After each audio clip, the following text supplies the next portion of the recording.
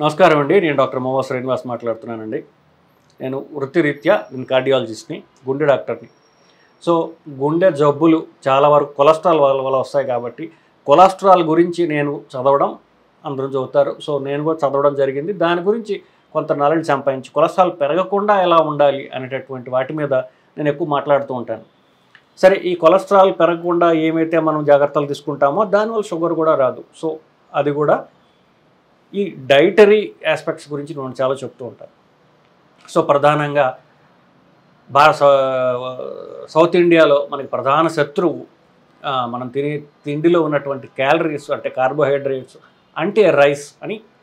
Rice మానేసేస్తే చాలా వరకు మన తిండిలో క్యాలరీస్ తగ్గుతాయి. క్యాలరీస్ తగ్గితే షుగర్ తగ్గుతుంది, షుగర్ తగ్గితే కొలెస్ట్రాల్ తగ్గుతుంది, కొలెస్ట్రాల్ తగ్గితే రక్తనాళాల్లో బ్లాక్ కావు. సో అలాగే గుండెలో రక్తనాళాలు బ్లాక్ కావు, మెదడులో రక్తనాళాలు బ్లాక్ కావు. ఇది సో చైన్ అనమాట.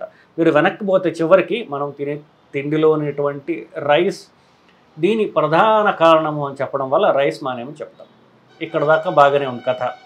ఎవరికన్నా మామూలుగా నాకు వచ్చే పేషెంట్లో అందరూ కూడా కొలెస్ట్రాల్ ఒకటి చేయించుకుని ఆ కొలెస్ట్రాల్ రిపోర్ట్ పట్టుకు వస్తారు. Lipid profile, sir lipid profile చూడండి. మీరు ఇప్పుడు నాకు కొన్ని వీడియోలు అందరూ చూస్తున్నారు కాబట్టి ఆల్రెడీ చేసుకుని వచ్చి, సార్ మీ వీడియోలు మేము చూసాం, నాకు ఇది చూసి నాకేం చేయాలో మీరు చెప్పండి. దాంట్లో ట్రైగ్లిజరైడ్స్ అనేది 300-400, ఇది నిన్న ఒకళ్ళు 750 చూశాను. ఇట్లా ఎక్కువ ఉంటాం, గమనిస్తూ ఉంటాం. సో ట్రైగ్లిజరైడ్స్ అనేవి రక్తంలో ఎక్కువ ఉన్నప్పుడు పార్షియల్గా అవి బ్యాడ్ కొలెస్ట్రాల్ ఎల్డిఎల్ కింద మారుతాయి. ఎల్డిఎల్ కాస్త లివర్ కూడా తయారు చేస్తుంది. ఎల్డిఎల్ అనేది ప్రధాన శత్రువు మనకి. ఏదైతే రక్తనాళాల్లో డిపాజిట్ అయ్యి బ్లాక్ చేస్తుందో అదే ఎల్డిఎల్. ఎల్డిఎల్ పెరగకుండా ఉండాలంటే ట్రైగ్లిసరైడ్స్ తగ్గించుకోవాలి. ట్రైగ్లిసరైడ్స్ తగ్గాలి అంటే రైస్ తగ్గించాలి. ఇది కూడా చెప్తాను. చెప్పిన వాళ్ళు అంటారు, మరి రైస్ ఆపేయమంటే మరి ఇంకేం తినాలండి అంటారు. అది వాళ్ళేదో నన్ను వెటకారంగా మాట్లాడట్లా. పాపం వాళ్ళకి నిజంగా కన్ఫ్యూజన్. ఎందుకు కన్ఫ్యూజన్ వస్తుంది? రైస్ తప్ప వేరేది తినగలం భోజనంలో అని మనకు తెలీదు. మనకు ఊహ వచ్చిన దగ్గర నుంచి మనం ఎలా మన చుట్టుపక్కల వాళ్ళు, మన తల్లిదండ్రులు, మన ఫ్యామిలీతో ఎలా ప్రోగ్రామ్ చేయబడ్డాము అంటే రైస్ లేనిదే భోజనమే లేదు. మనం అన్నంకి కూర్చోవాలి అంటే అన్నం అంటేనే రైస్. అన్నం అంటే రైస్ అని కాదు సంస్కృతం. అన్నం అంటే మనకి శక్తిని ఇచ్చేది. అన్నం రైస్ కావచ్చు, చపాతీ కావచ్చు. అన్నం అని పేరు వచ్చిన గంగ చుట్టూ ఉండే వాళ్ళది సంస్కృతం పుట్టింది కదా. గంగ చుట్టూ ఉండేవాళ్ళు తినేది రైస్ కాదు కదా, వాళ్ళు తినేది గోధుమలు. సో అన్నం అంటే అన్నం, వరి కాదు. అన్నం అంటే వరి అని మనకు అలవాటు అయిపోయింది. సో అది ప్రధాన ప్రాబ్లం. వరే అన్నం, బియ్యమే మన ప్రధానమైనటువంటి స్టేపుల్ డైట్ అయిపోయింది. మన కల్చర్, మన సంస్కృతి, మన తెలుగు సంస్కృతి వేసుకోండి, అరవ సంస్కృతి రెండు కలిపి మన బుర్రని అట్లాగా పాడి చేసాయి. మన బుర్రనే కాదు, మన అంతకుముందు ఎక్కువ ఉన్నటువంటి బౌద్ధ, ఇన్ఫ్యాక్ట్ ఆంధ్రప్రదేశ్ గొప్ప బౌద్ధ ఆరామాలు ఉన్నటువంటి గొప్ప దేశం. ఆంధ్రప్రదేశ్ మొత్తం చెప్తున్నా, కాంపోజిట్ ఆంధ్రప్రదేశ్. ఇక్కడ జైనిజం తెలంగాణలో ఎక్కువ. మన ప్రస్తుత ఆంధ్రప్రదేశ్లో బౌద్ధ ఆరామాలు నాగార్జున కొండ దగ్గర నుంచి విశాఖపట్నం దగ్గర నుంచి ప్రతి ఓడరేవు పెద్ద బౌద్ధ ఆరామాలు.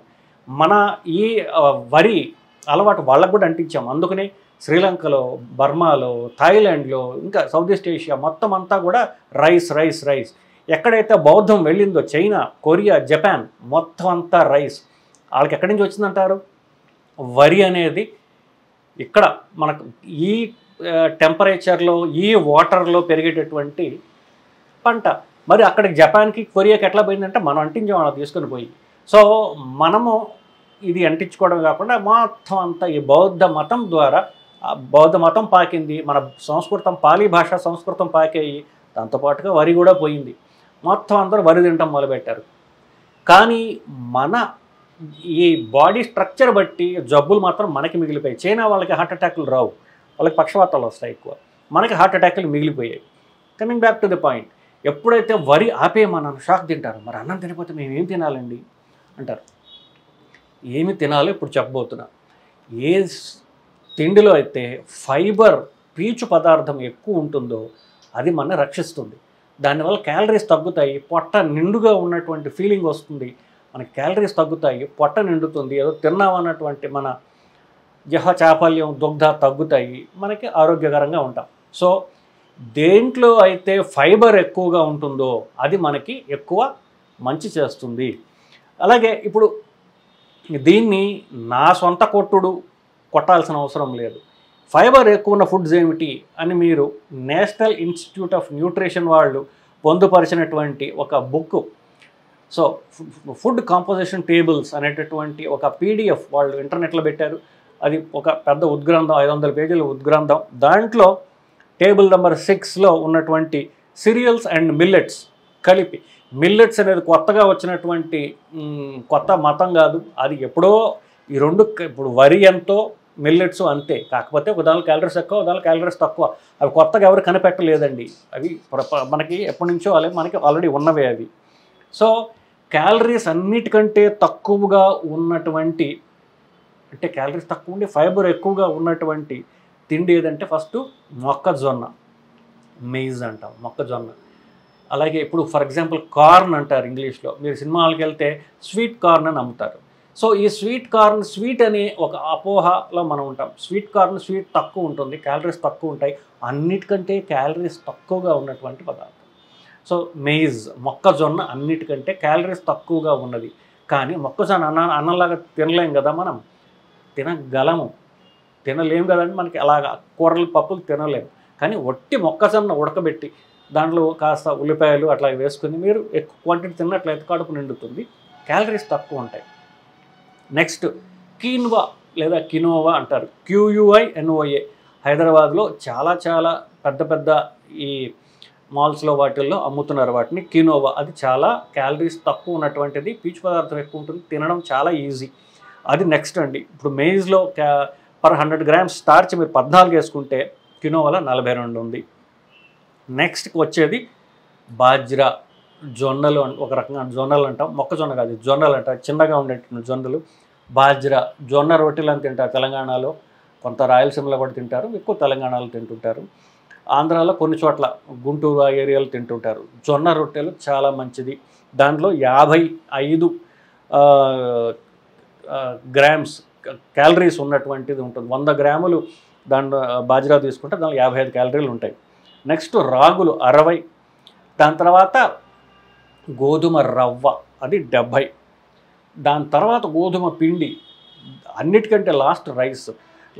ఇప్పుడు వీట్ 70 అనుకోండి, రైస్ 76.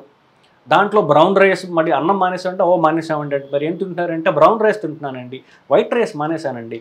వైట్ రైస్కి బ్రౌన్ రైస్కి చాలా తక్కువ తేడా ఉందండి. ఎందుకు తేడా నేను చెప్తా. ఇప్పుడు వీట్, గోధుమ రవ్వ 70 అని చెప్పాను, 70 నెంబర్ అని చెప్పాను కదా, అదే కనుక బ్రౌన్ రైస్ అనుకోండి 72, దానికంటే కొంచెం ఎక్కువ అంటే పర్వాలా. వైట్ రైస్ 76, 76 కంటే 72 బెటరే. ఆ 72 కంటే మీకు జొన్నలు 50 ఉంది కదా, 55. సో మీరు బ్రౌన్ రైస్ కంటే మీరు జొన్నలకు వస్తే సబ్స్టాన్షియల్గా క్యాలరీస్ తగ్గుతాయి, ఫైబర్ పెరుగుతుంది, కడుపు నిండుతుంది, మీకు క్యాలరీస్ తగ్గుతాయి, షుగరు కొలెస్ట్రాల్ అవన్నీ తగ్గుతాయి. సో వైట్ రైస్ కంటే brown rice better, brown rice కంటే గోధుమ రవ్వ బెటరు, గోధుమ రవ్వ కంటే రాగులు బెటరు, రాగుల కంటే జొన్నలు బెటరు, జొన్నల కంటే కీన్వా బెటరు, అన్నిటికంటే మొక్కజొన్న అన్నిటికంటే శ్రేష్టము, దానిలో అన్నిటి తక్కువ క్యాలరీస్ ఉంటాయి. రైస్ మానేస్తే మీరేం తినాలి, ఇదిగో ఈ లిస్ట్ అంతా ఇచ్చాను మేము. ఇవి ఒక్కొక్క రోజు ఒకటి తినండి, లేకపోతే మీకు నచ్చింది ఒకటే తినండి. రైస్ కంటే ఏమి తిన్నా కూడా మీకు బెనిఫిట్ ఉంటుంది, షుగర్ తగ్గుతుంది, కొలెస్ట్రాల్ తగ్గుతుంది. క్యాలరీస్ తగ్గడం వల్ల షుగర్ వల్ల వచ్చేటటువంటి వ్యాధులన్నీ తగ్గుతాయి. షుగర్ మందులు, బీపీ మందులు, కొలెస్ట్రాల్ మందులు అన్నీ కూడా మీరు పక్కన తీసి పారేయవచ్చు, ఖర్చు తగ్గుతుంది, బరువు తగ్గుతారు, మోకాళ్ళకు మంచిది, ఇలా ఎన్నో బెనిఫిట్స్ కల తిండి. సో మీరు తిండి మార్చుకోవడం ద్వారా ఇన్ని బెనిఫిట్స్ మీకు వస్తాయి. రైస్కి ఆల్టర్నేటివ్స్ ఏమిటి అంటే ఇవన్నీ కూడా ఇంక్రీజింగ్ ఆర్డర్లు అని చెప్పినట్టుగా ఇవి రైస్ ఆల్టర్నేటివ్స్ అండి. సో నేను చెప్పింది క్యాలరీస్ దేనిలో అయితే తక్కువ ఉంటాయో దాంట్లో ఫైబర్ ఎక్కువ ఉంటుంది. ఇన్ఫ్యాక్ట్ నేను పెట్టిన వాటి లిస్ట్లో లేనిది ఒక్కటి ఉన్నది, అదేంటంటే కొర్రలు, ఇంగ్లీష్లో ఫాక్స్టైల్ మిల్లెట్ అంటారు. కొర్రలు నిజంగా చాలా అన్నిటికంటే ఎక్కువ ఫైబర్ ఉన్నది. మరి నేను లిస్ట్కి ఎందుకు పెట్టలేదంటే నాకు ఇష్టం లేదు, ఎందువల్ల బాగా ఏకంగా గడ్డి తిన్నట్టే ఉంటుందన్నమాట.